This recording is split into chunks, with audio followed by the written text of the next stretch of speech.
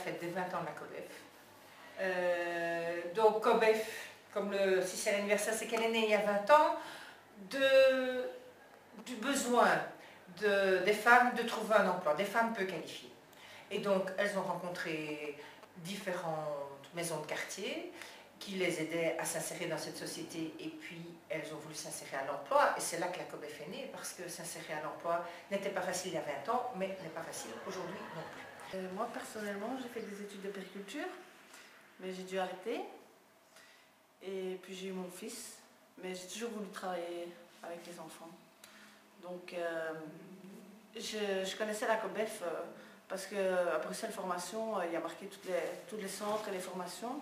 Donc je suis venue à la COBEF m'inscrire pour pouvoir avoir un diplôme et travailler en école maternelle. C'était gratuit et pas trop loin. Je me suis dit que j'allais venir ici. En plus c'était pour nous, réservé aux femmes. On n'était pas nombreuses parce que c'était maximum 16. Donc, et 1 an, c'est vraiment pas très très long dans une vie. Donc je trouvais ça bien. En plus j'ai trouvé une solution pour mon fils, donc c'était parfait. Et le concept, il était plus adapté pour moi. Le fait de tutoyer les profs, le contact avec le prof, il est plus proche. On se sent plus libre de parler, on se sent à l'aise, je sais pas, comme un peu à la maison, quoi. Sauf que voilà, on a la possibilité d'apprendre des choses. C'est difficile pour eux d'aller dans les systèmes de promotion sociale où là, ils auront des cours de bonne qualité, mais ils n'auront pas cet encadrement psychosocial. Et donc la COBEF, je crois que c'est ça son défi. C'est en même temps donner des formations de qualité qui amèneront à l'emploi, mais avec ça, tout un encadrement socio-professionnel. Et donc aujourd'hui, ben oui, 20 ans après, les objectifs sont les mêmes. On peut vraiment les re-signer sans aucun souci. Et je pense qu'on devra et qu'on pourra encore les re-signer pendant 20 ans. Parce que la société aujourd'hui, ben, elle n'est pas beaucoup plus facile que la société d'il y a 20 ans. Donc les femmes sont toujours précarisées sur le monde de l'emploi. Les solutions pour les gardes d'enfants, ben, on ne les a toujours pas trouvées. Les petits boulots, ben, il y en aura toujours, et ils ne sont pas toujours très valorisés. Donc tout ça, ben, il faut que des associations comme la nôtre travaillent à la valorisation des femmes peu qualifiées à l'emploi. En tout cas, ils font tout pour qu'on y arrive, et il y a des examens de repassage pour essayer de, voilà, s'il y en a qui n'y arrivent pas, on recommence, voilà. Le but ici, c'est vraiment qu'on y arrive. Il y a toujours une chance. Pour les personnes qui n'y arrivent pas, il y a toujours une chance et une possibilité de se rattraper. Ouais.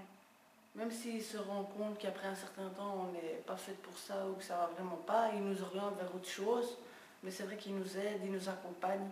Même après, quand on aura notre diplôme, on va voir un coach et tout pour du travail, pour faire nos CV, tout ça, oui, c'est bien. Ils nous accompagnent vraiment jusqu'à la fin. Et même par après, de temps en temps, ils demandent de nos nouvelles, encore quand on travaille dans le milieu. Franchement, c'est un bon accompagnement. Tout d'abord, nous voulons pouvoir accueillir toute personne désireuse de suivre une formation. Quel que soit son diplôme, quelle que soit sa situation administrative, son âge ou son organisation familiale. Nous voulons avoir le temps, l'important temps, et les moyens pour pouvoir effectuer cet accueil, mais aussi pour pouvoir effectuer un meilleur accompagnement et un accompagnement après la formation. Ça fait maintenant 3 ans que nous avons mis en place une équipe Job Coaching qui n'est toujours pas financée non plus et qui fait un énorme travail plus grand chaque année. Nous voulons que des lieux supplémentaires d'accueil de la petite enfance se créent, que les horaires de garderie puissent s'aménager de façon à permettre aux parents de se former et de travailler. Comment une aide-soignante, comment une auxiliaire de l'enfance qui travaille dans une crèche pourra-t-elle à 3h15 aller chercher ses enfants à la sortie de l'école? Nous voulons aussi que les formations puissent se donner en un maximum de temps. Alors ce qu'on nous demande aujourd'hui, c'est de le faire en un minimum de temps. Nous avons besoin d'un maximum de temps parce qu'il faut permettre à chacun, à chacune de s'approprier le contenu de la formation, toutes ces exigences pour arriver aux compétences finales. Et on est tous différents quand on commence en formation. Donc chacun doit pouvoir prendre ce contenu à son rythme. Et pour cela, il faut du temps. Et un dernier point n'est pas le plus petit. Nous voulons que l'information donne accès à un travail de qualité, rémunéré à sa juste valeur et qui déjoue les pièges de l'emploi.